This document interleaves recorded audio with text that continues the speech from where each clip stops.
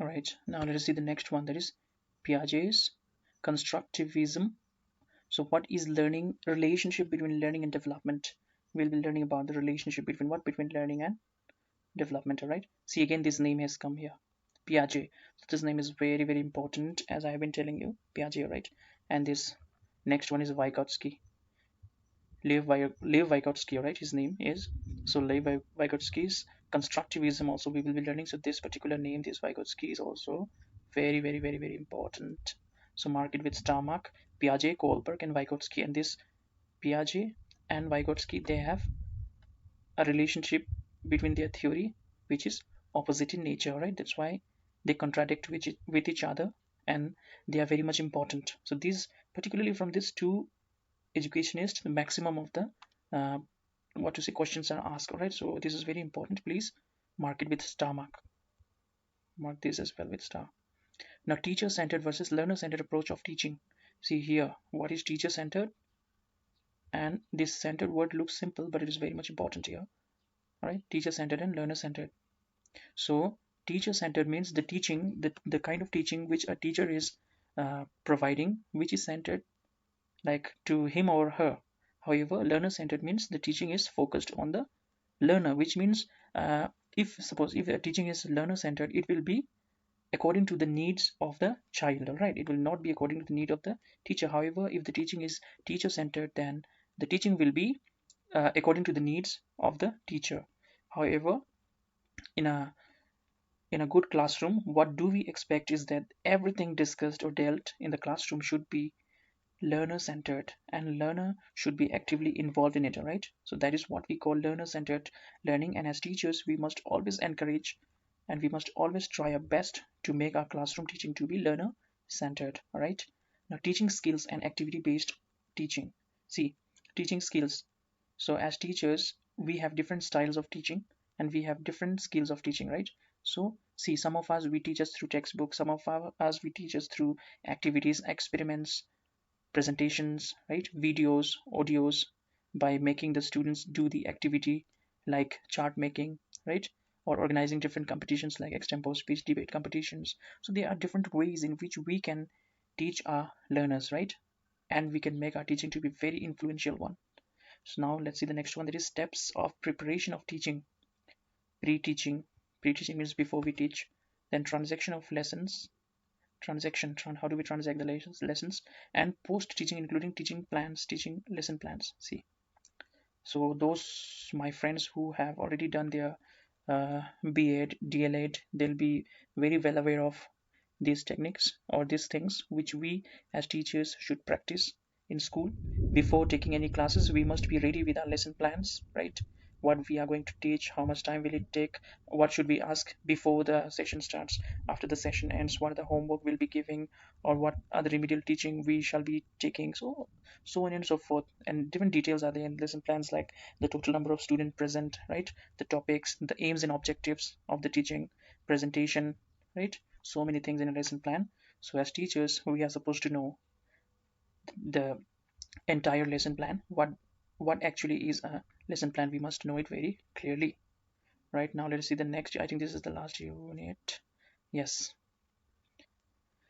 this is the last unit, that is unit 7, assessment of students performance. See, we have to assess, right? We have to come to a conclusion in order to find out whether our students are learning or not, right?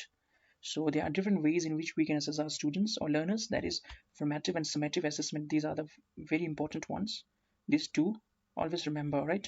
Formative assessment is something which we do during the course of study. However, summative assessment is a type of assessment which we do at the end of the session. All right, so this formative is during the course and this summative is after the course. All right, now school-based assessment. See, these things also we have seen in paper 1. School-based assessment, in short form it is known as SBA. So what are the different types of assessment we as schools give to the children? Then assessment for learning and assessment of learning. These two, this for and of, is very much important. The assessment of learning, what is assessment of learning and what is assessment for learning and assessment of learning are totally different.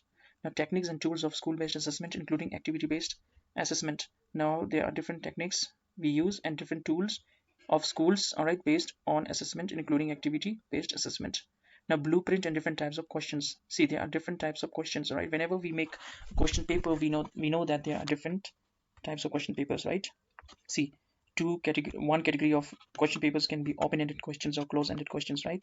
Then another type is high order questions, low order questions, middle order questions, right? So these are the different types of questions we deal, right?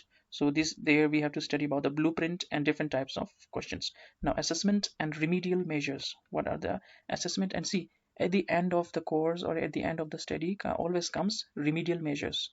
See, whenever we teach in a classroom, at the end of the class we shall always ask, like, or we shall always analyze and feel as teachers that what are the things which needs to be improved from my end, or whether the remedial teaching is needed, whether the students have understood the concept I was trying to teach, or whether there is any improvement I can make in my teaching to improve it, or whether any I should link my studies to outside classroom environment. So these are the like some important things as teachers we should analyze, and we should, you know what, we as teachers should also ask for the students feedback.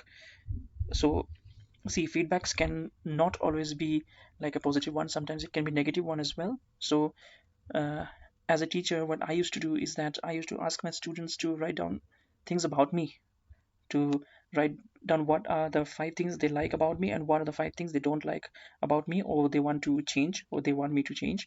So I used to ask my students and they used to do, and I used to tell them that write it anonymously so that I do not know who is writing what.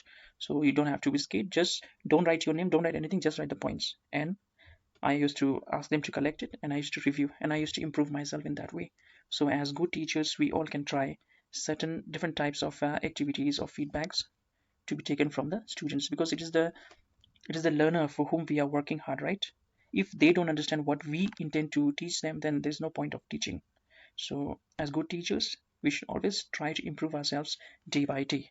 All right, so this is the end of this CTP section.